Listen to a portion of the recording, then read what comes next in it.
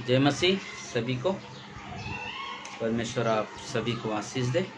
और आज एक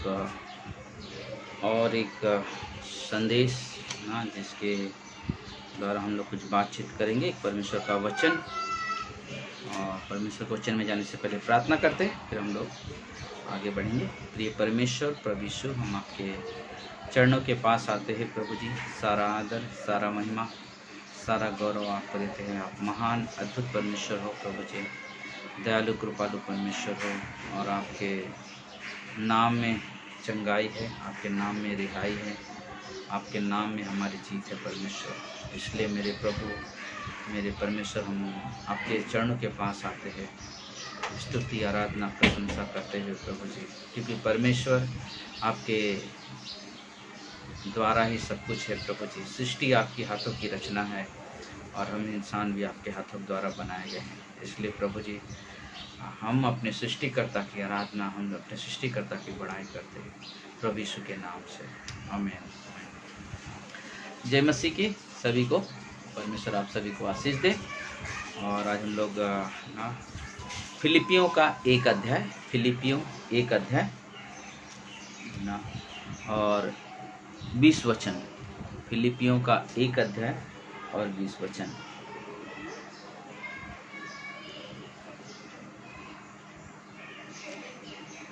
अगर आपके पास बाइबल है तो आप खोल सकते हो।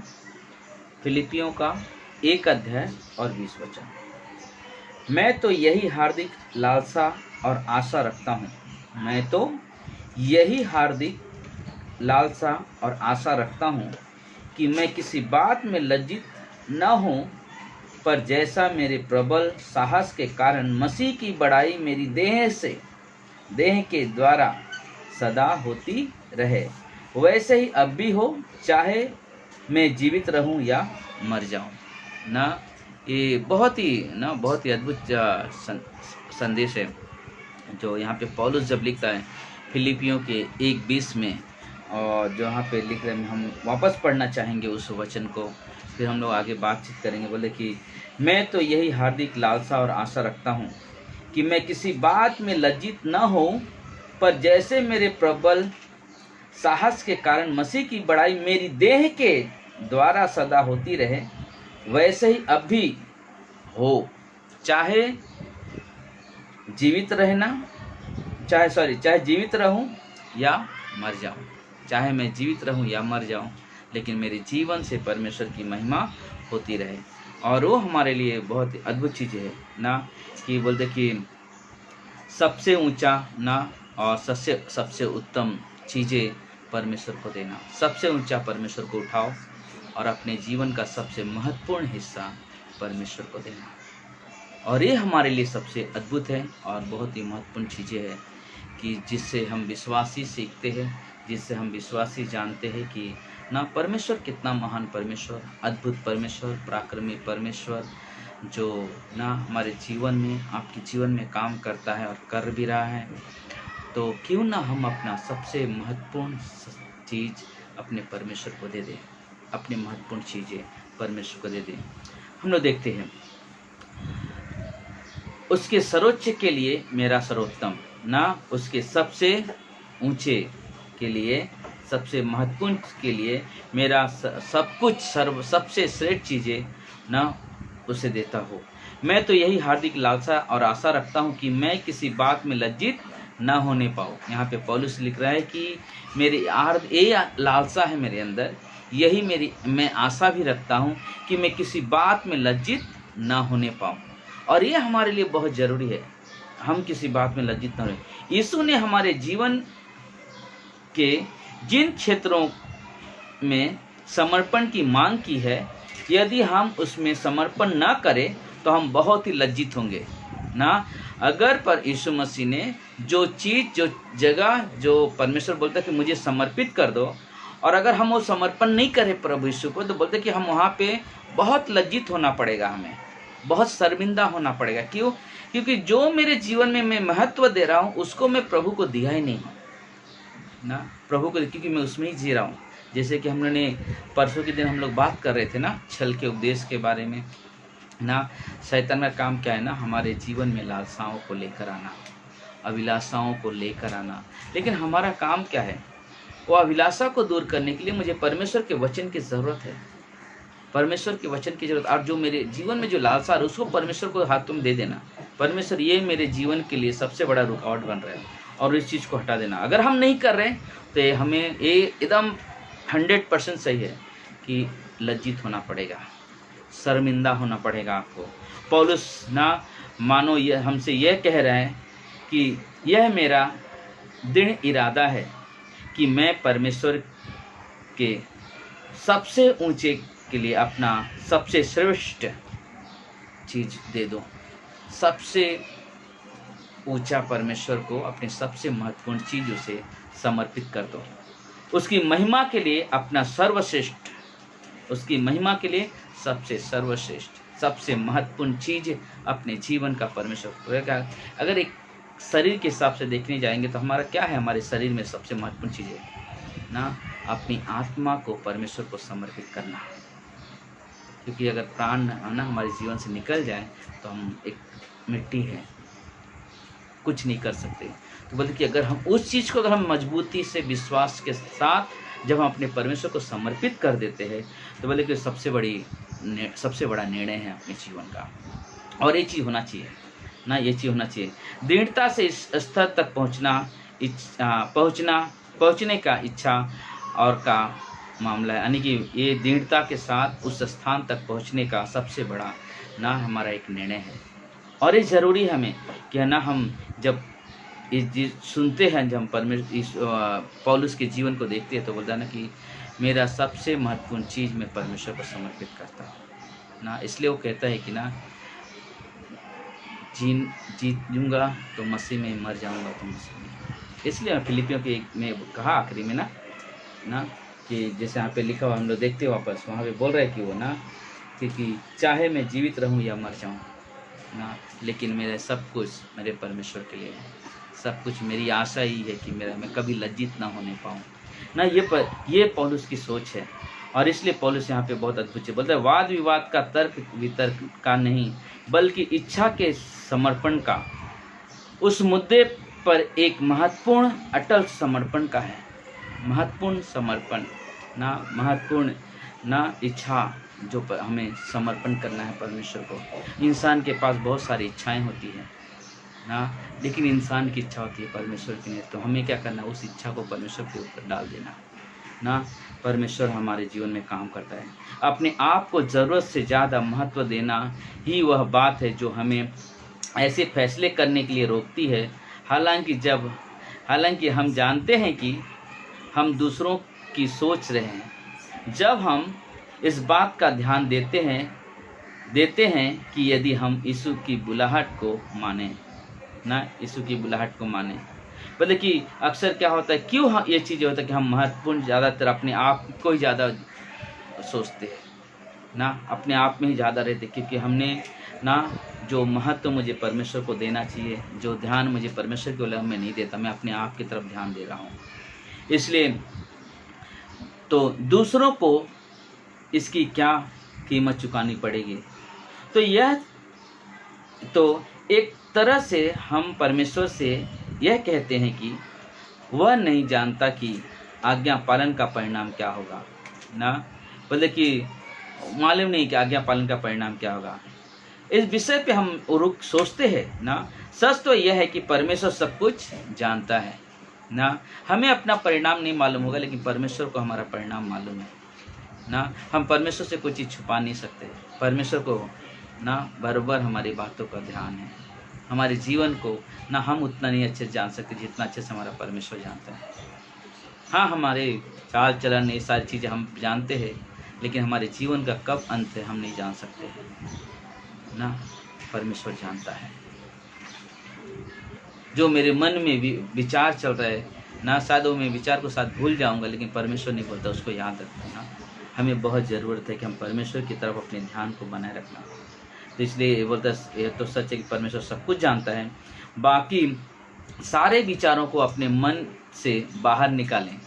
सारे विचारों को अपने मन से क्या करें, बाहर निकालें, और अपने आप को परमेश्वर के आगे एक बात के लिए ही रखें, परमेश्वर के सर्वोच्च के लिए मेरा सर्वोत्तम।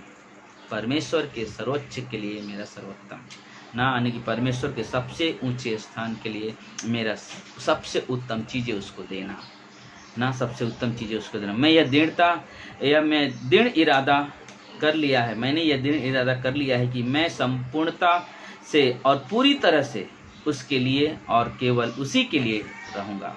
ना मतलब कि हमने एक निर्णय ले लिया है कि ना जो भी परिणाम आएगा, जो भी चीज़ें आएगी, बस मुझे परमेश्वर में ही मैं जीऊँगा, परमेश्वर में ही चलूँगा। हाँ, जब तक जी रहा हूँ या जब कोई तकलीफ समस्या भी आएगी, लेकिन मुझे परमेश्वर में ही जीना, क्योंकि उसके सिवा कौन है जो हमें संभाल सकता है? उसके सिवा कौन हमें संभाल सकता है? कौन हमारा ध्यान रख सकता है? ना, कौन हमारा ध्यान रख सकता है? परमेश्वर के सिवा कोई और हमारा ध्यान नहीं रख सकता। वो हमारे जीवन से प्रेम करता है, वो हमसे बहुत लगाव रखता है। जैसे हमने पिछले टाइम बात किया कि परमेश्वर हमसे बात करना चाहता है कि हम और अधिक परमेश्वर को जान सकें और अधिक परमेश्वर की प्रेम की गहराई को समझ सकें। और इसलिए हमारे लिए बहुत ज़रूरत है इस चीज़ को समझना। परमेश्वर की पवित्रता के लिए मेरा दृढ़ निर्णय जिसे कोई रोक नहीं सकता। ना, परमेश्वर के लिए मेरा एक सबसे दृढ़ निर्णय है जिसे कोई रोक नहीं सकता, नहीं रोक सकता कोई, चाहे मैं जीवित रहूं या मर जाऊं। ये पौलुस का विचार है। बताइए कि मेरा एक सबसे एकदम अटूट मेरा निर्णय है जो टूटेगा नहीं, कि ना चाहे मैं जीवित रहूं या मर जाऊं ना। और ये उसके जीवन के लिए सबसे अद्भुत चीज़ है। 21 वचन में पौलुस लिखता है ना, 21 में लिखता है कि क्योंकि मेरे लिए जीना मसीह और मर जाना लाभ है। मेरे लिए जीवित रहना मसीह और मर जाना लाभ है ना। ये हमारे लिए बहुत अद्भुत चीज़ है कि ना हम परमेश्वर की पवित्रता के लिए मेरा निर्णय सब जिसे कोई रोक नहीं सकता, और ये हमारे लिए बहुत अद्भुत है। पौलुस ने निर्णय कर लिया है कि परमेश्वर जो चाहता है वह करने से पौलुस को कोई चीज़ें रोक नहीं जा सकती ना। बोला जो भी चीज़ परमेश्वर जो चाहता है और वो करने से पौलुस बोलता है कि मुझे कोई रोक नहीं सकता है, क्योंकि परमेश्वर की इच्छा है मेरे जीवन में करने के लिए। आपके जीवन में भी परमेश्वर की इच्छा है, आपके जीवन में परमेश्वर काम करना चाहता है और करने के लिए तैयार है। लेकिन हमारा एक दृढ़ निर्णय, एक हमारा अद्भुत निर्णय, संपूर्ण विश्वास का निर्णय, जिससे परमेश्वर चाहता है कि हम पूर्ण विश्वास के साथ परमेश्वर के साथ चलें, पूर्ण विश्वास के साथ परमेश्वर के साथ चलें। परंतु इससे पहले कि हम परमेश्वर की इच्छा को मानने का चुनाव करें, ज़रूरी है कि परमेश्वर हमारे जीवन में एक संकट की स्थिति पैदा करें, क्योंकि हम कोमलता के तरीके की ओर ध्यान नहीं देंगे ना, नाजुकता की तरफ हम ध्यान नहीं देंगे ना, कि अरे ऐसा प्रॉब्लम आ गया मेरे जीवन में, मैं कैसे चलूँगा परमेश्वर में, अब मेरा क्या होगा। मतलब हमारा काम नहीं उस चीज़ों में ध्यान देना है, उन चीज़ों हमारा काम ध्यान देना नहीं है।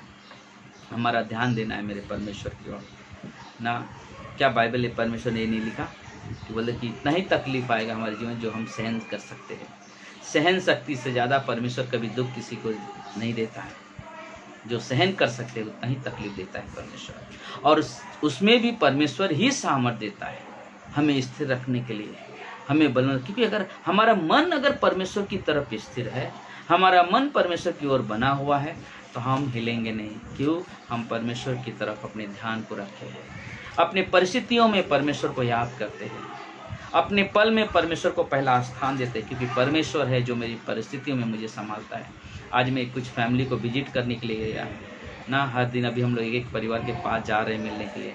एक परिवार के पास आज गया था, उनसे बातें कर, तो उन्होंने कहा कि जिस दिन लॉकडाउन होने से पहले जो रविवार था, उस दिन जब प्रार्थना चल रहा था हॉल में, तो उन्होंने कहा कि पैसे उस दिन जब आप प्रार्थना किया, मैंने हर दिन मैं ब्लड प्रेशर की गोली खाता था हर दिन, लेकिन उस प्रार्थना के बाद बोले कि आज तक मुझे ब्लड प्रेशर की दवा की ज़रूरत नहीं पड़ी। हालेलुया। ये संपूर्ण विश्वास के जीवन है। जब हम पूरी तरह से परमेश्वर पर निर्भर हो जाते हैं, परमेश्वर ही है जो हमें दुख में तकलीफ में हमें संभालता है। आज उन्होंने बताया, मुझे गवाही दे रहे थे, बता रहे थे, मैं सोच में पड़ा ना, बोले कि पैसा रियली में देखा हो, जब भी हमने प्रार्थना करने के लिए कहा है, आप परमेश्वर प्रार्थना सुनता है, परमेश्वर प्रार्थना सुनता है। आपने जब भी प्रार्थना की, हमारी प्रार्थना ना सुनी गई, हम चंगाई पाए। परमेश्वर का काम है ना हमने उनसे यही कहा, हम तो एक बर्तन है जिसे परमेश्वर इस्तेमाल करता है। और उन्हें ये बातें कही। अभी आने वाले दिनों में ना, अभी 1 जुलाई में, फिर 1 अगस्त में एक बहुत बड़ी खुशखबरी आने वाली हमारे चर्च में, बहुत बड़ी खुशखबरी। आने के बाद बताऊंगा, अभी नहीं बताऊंगा।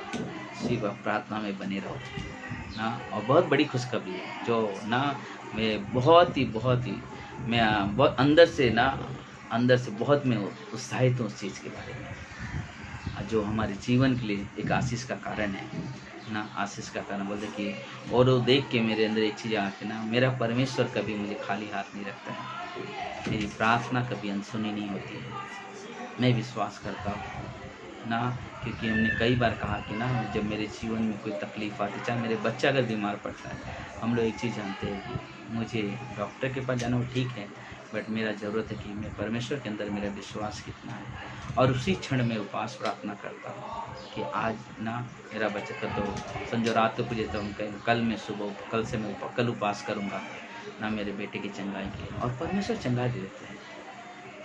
हम सोचते हैं, ये योजना बनाते हैं, और सुबह मालूम पड़ने अभी ठीक है, लेकिन इसका मतलब हम छोड़ नहीं करते उपास, नहीं उपास करना है मुझे।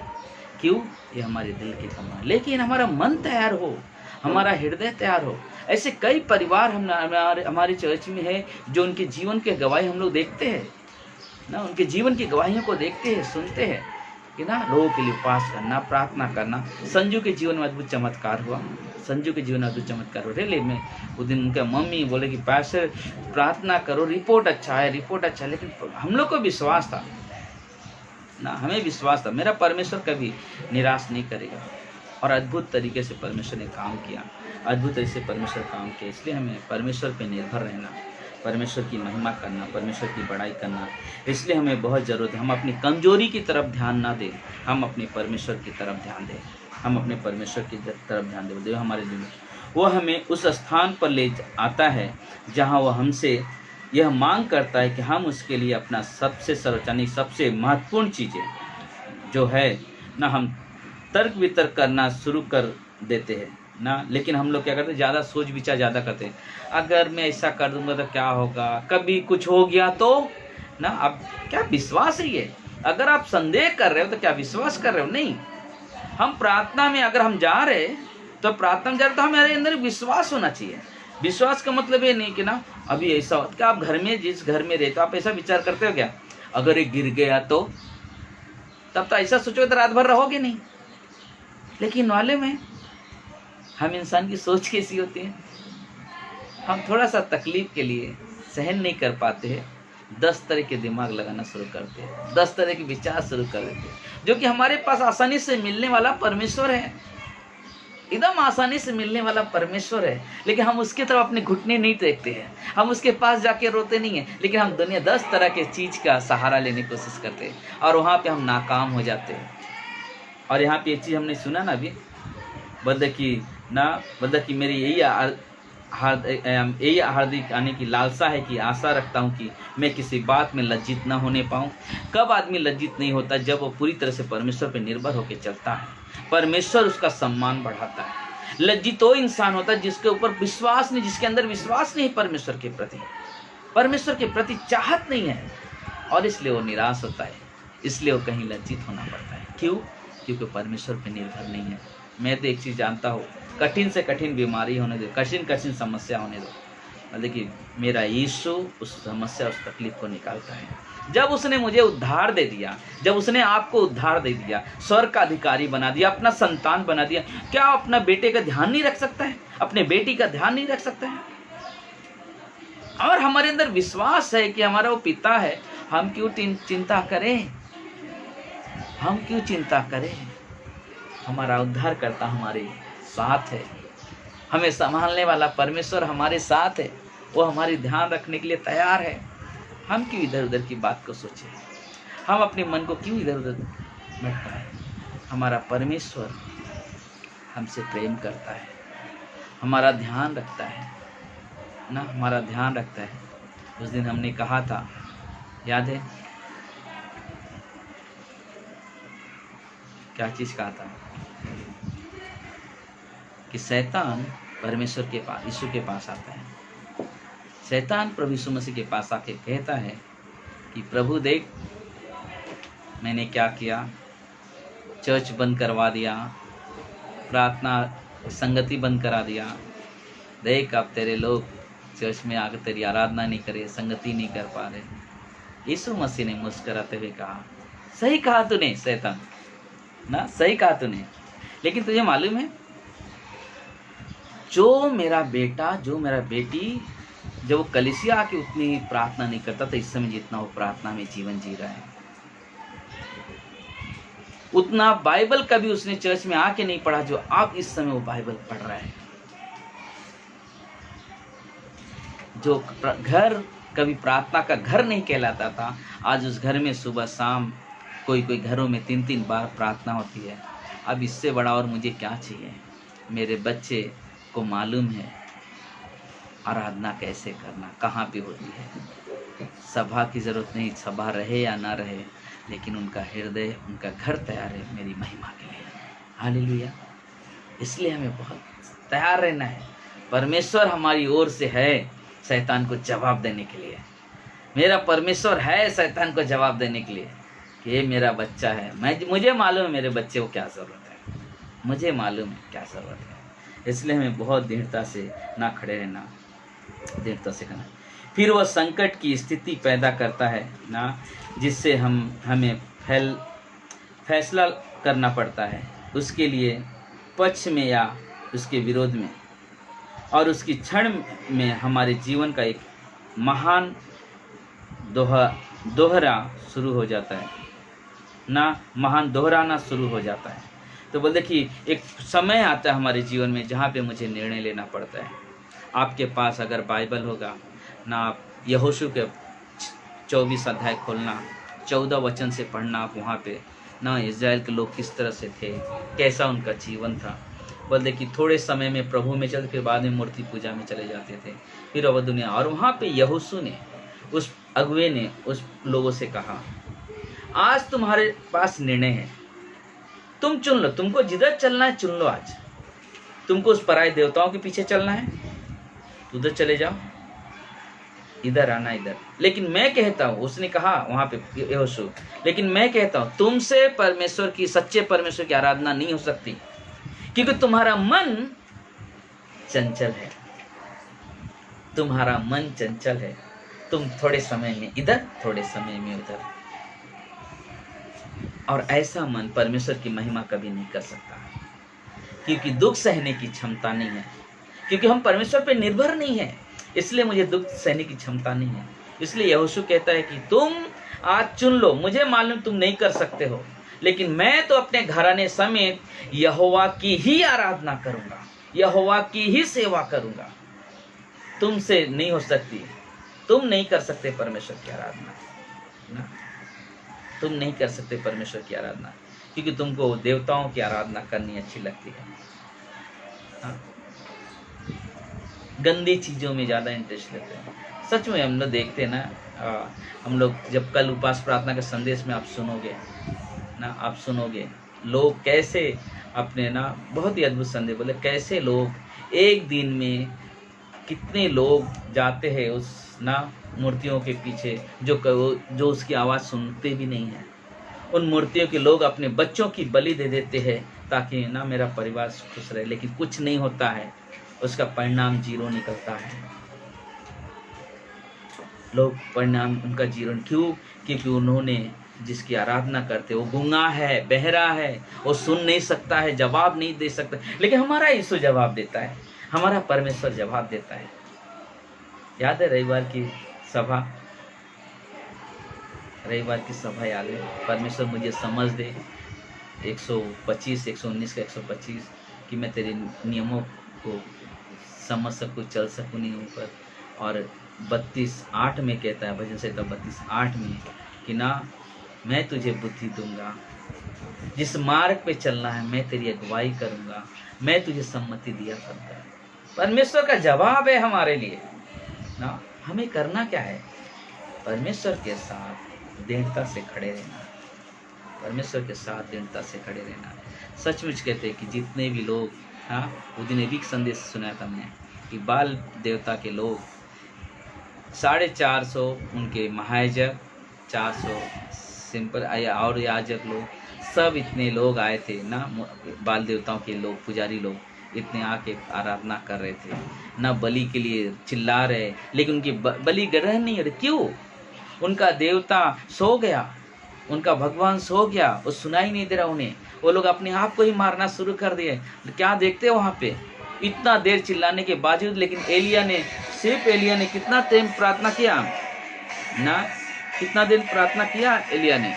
सिर्फ 10 सेकेंड, सिर्फ 10 सेकेंड प्रार्थना किया, उसकी भेंट कबूल हो गई, उसकी भेंट कबूल हो गई। परमेश्वर काम करता है, परमेश्वर काम करता है। आप पुकार के देखो एक बार दिल से, परमेश्वर सुनता है। लेकिन आप जब पुकारते हो बोलते कि नहीं हो रहा है क्या, ठीक है, नहीं हो, नहीं है कुछ, हमारे विश्वास में कमी है।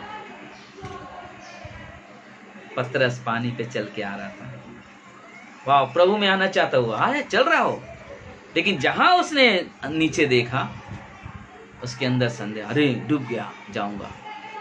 मैं ऐसा सोच रहा हूँ, वो ये सोचा, तभी तो नीचे गया।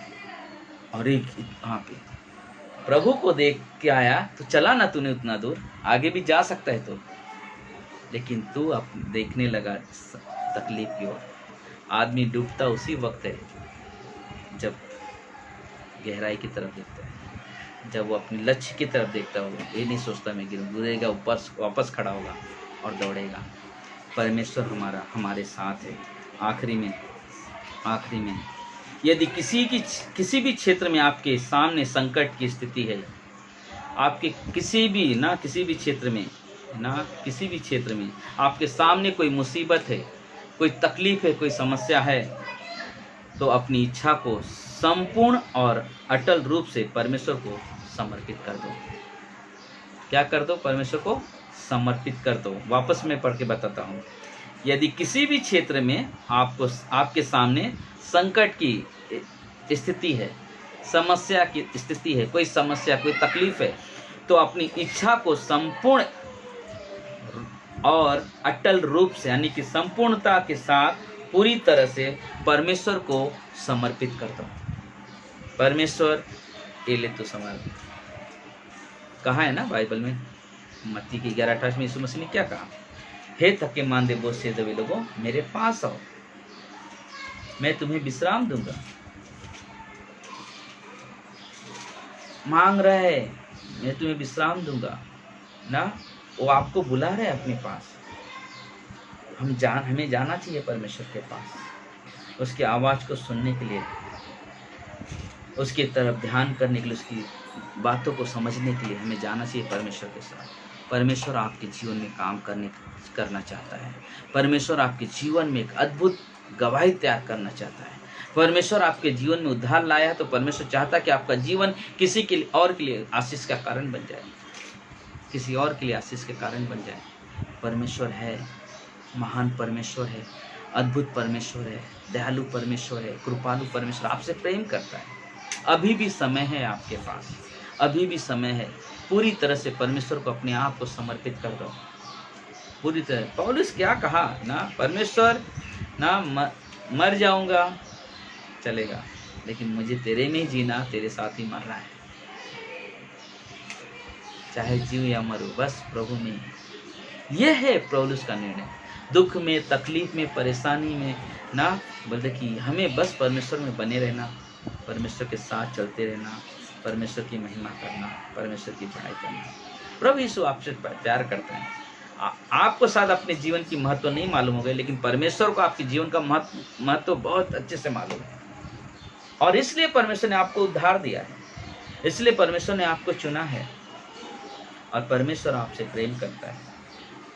परमेश्वर आपसे प्रेम करता है, इसलिए वो चाहता है कि आप हर परिस्थिति में परमेश्वर के साथ बने रहो, परमेश्वर के साथ लिपटे रहो ना, परमेश्वर के साथ लिपटे रहो। परमेश्वर को बरोबर ध्यान है आपका, अपनी सारी चिंताएं, पहला पत्र के 5:7 में लिखा है ना, अपनी सारी चिंताएं प्रभु ने कहा मुझे दे दो, मुझे तुम्हारा ध्यान है, यानी कि परमेश्वर को ध्यान है हमारा, हमारी क्या ज़रूरत है, हमारी क्या परिस्थिति है ना, क्या ज़रूरत है, क्या सब कुछ परमेश्वर को ध्यान है। आप कैसे हो, क्या सोच रहे हो, किस तरह से, सब कुछ परमेश्वर को मालूम है ना। पवित्र आत्मा मार्गदर्शन करता है, पवित्र आत्मा अगुवाई करता है ना, पवित्र आत्मा अगुवाई करता है। आप सिर्फ तैयार रहो, परमेश्वर मुझे तेरी संगति में बने रहना है, तेरे साथ चलना है ना, तेरे साथ चलते रहना पड़ता है, ये हमारे लिए बहुत जरूरी है। आमीन। आइए हम लोग प्रार्थना करें। प्रिय परमेश्वर, प्रभु यीशु, हम धन्यवाद देते हैं, सारा आदर, सारा महिमा, सारा गौरव आपको देते हैं मेरे महान परमेश्वर। आपकी स्तुति करते हैं प्रभु जी, आपकी बड़ाई करते हैं परमेश्वर। आपके नाम में चंगाई है, आपके नाम में शिफा है मेरे परमेश्वर। आपके जैसा कोई नहीं प्रभु जी, आपके जैसा कोई नहीं प्रभु जी। प्रभु जी, आपका दास आपसे विनती करता है प्रभु जी, प्रार्थना करता है परमेश्वर, आप मदद करें प्रभु जी। जो संदेश हम सुनते हैं, सुनाते हैं प्रभु जी, आपकी अगुवाई में हम उसे लेकर चले, उपयोग करें अपने जीवन में। वैसे ही प्रभु जी, जितने भी भाई बहन इस फेसबुक पे देख रहे हैं, उनके परिवार के साथ में देख रहे, उनके जीवन में एक निर्णय हो कि हम सिर्फ परमेश्वर की ही आराधना करेंगे। दुख आए, तकलीफ आए, परेशानी है, लेकिन हम यीशु के पीछे ही चलेंगे। मर जाएंगे चलेगा, लेकिन हम उस संसार की तरफ नहीं जाएंगे जहाँ नर्क जाने का रास्ता है, जहाँ पे हमारा दुष्परिणाम होने वाला है, जहाँ पे हमें बहुत ही दर्द झेलने होंगे, बहुत ही तकलीफ झेलने होंगे। हे मेरे यीशु, मेरे प्रभु, मदद करें सभी की। अगर आप इस संदेश को सुन रहे हो, अगर अभी भी किसी ने अपने जीवन को प्रभु यीशु को समर्पित नहीं किया है, प्रभु यीशु आपसे प्रेम करते हैं, प्रभु यीशु आपके जीवन में आना चाहते हैं। अगर आप कहते हो प्रभु यीशु मैं पापी, मुझे क्षमा करें, मरने के बाद मुझे स्वर्ग में कबूल करें, परमेश्वर इसी वक्त आपके सारे पाप को क्षमा करेंगे, क्योंकि परमेश्वर आपसे प्रेम करते हैं। अगर आपने ये प्रार्थना किया है, धन्यवाद आपके जीवन के लिए। जिन्होंने कर चुके उन्हें करने की ज़रूरत नहीं, जिन्होंने नहीं अपने आप को प्रभु यीशु को समर्पित किया, उनके लिए प्रार्थना। धन्यवाद। आपकी जिंदगी में प्रभु आशीष दे और आपकी हर तरह से प्रभु मदद करें। धन्यवाद देते हैं प्रभु जी, सारा आदर, सारा महिमा आप देते हैं प्रभु यीशु के नाम से। सुन और विनती पिता परमेश्वर, आमीन आमीन ना। 8 बजे सारे यूथ लोग 8 बजे हम लोग मिलेंगे ना, जूम मीटिंग पे मैंने लिंक भेजा हूँ, हम लोग मिलेंगे, फिर डिस्कस करेंगे। बोले बहुत ज़रूरी, मालूम है हमारे लिए बहुत। आज बहुत सारे लोग, मैं आखिरी में एक वर्ड बोलना चाहता हूँ, आज संसार में लोग किस तरह से जीते हैं, वो बाहरी खुशी के लिए जीवन जी रहे हैं, दिखावटी खुशी के लिए जीवन जी रहे हैं। संसार में लोग बाहरी दिखावटी और खुशी के लिए जीवन जी रहे हैं, लेकिन उन्हें ये नहीं मालूम। बोले तुम्हें यहाँ पे खुश और आनंद लग रहा है, लेकिन मरने के बाद तुम्हें नर्क में, जहाँ पे ना दांत पीसना ना, जहाँ पे तुम चिल्लाओगे, एक बूंद पानी के लिए भी तुम्हें नहीं देगा कोई, ये उन्हें नहीं मालूम है। लेकिन परमेश्वर नहीं चाहता कि कोई व्यक्ति नर्क जाए, इसलिए यीशु मसीह इस दुनिया में आए आज से 2000 साल पहले, और प्रभु यीशु आपसे प्रेम करते हैं। धन्यवाद। आप परमेश्वर के साथ एक घनिष्ठ संबंध रखो, बाइबल पढ़ो, विश्वास पूरी तरह से विश्वास करो, आधा अधूरा विश्वास नहीं, झूठ मत बोलो, सच्चाई पे चलो। परमेश्वर आपसे प्रेम करता है। झूठ का पिता शैतान होता है, झूठ का पिता शैतान। अरे क्या होगा सच बोलने में, हाँ गलती हुआ मेरे से, खत्म हो गई बात ना। हाँ मैंने गलती नहीं किया है, जो है सच का सच बोलते ना, तुम्हारी बातें हाँ की हो, ना की ना हो। बोला ना उस चीज को करो जो परमेश्वर के विरोध में आता है, हाँ उसे करो जो परमेश्वर की महिमा करवाता है। आमीन। धन्यवाद आपके जीवन के लिए। प्रभु आप सभी को आशीष दे। आमीन।